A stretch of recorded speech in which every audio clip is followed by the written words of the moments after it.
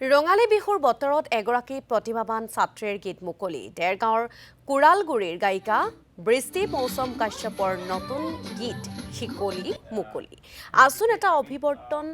গোস্বামীৰ বাসগৃহত গাম্ভীৰ্যপূৰ্ণ অনুষ্ঠানত মুকলি কৰে গীতটি বিহুৰ বতৰত মুক্তি লাভ কৰা বিহুসুৰীয়া গীতটি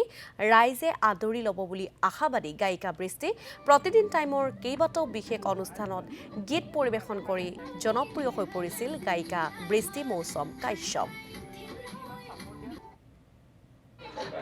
মই শিকলি গীতটি গুৱাহাটীতে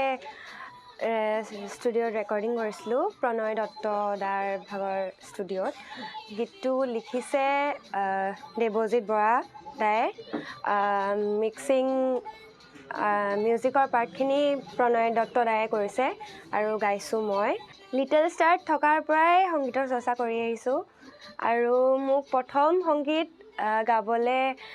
উৎসাহ দিছিলে প্ৰঞ্জয় গোস্বামী বৰ্তাই তেওঁৰ পৰাই মই শিকিছিলোঁ তেওঁৰ পৰাই কুৰালগুৰিত এনেকৈ গাবলৈ প্ৰায় তেনেকৈয়ে ষ্টাৰ্ট কৰিছিলোঁ আশা কৰোঁ প্ৰথম গীত সকলোৱে যাতে মোক মৰম দিয়ে ছাপোৰ্ট কৰে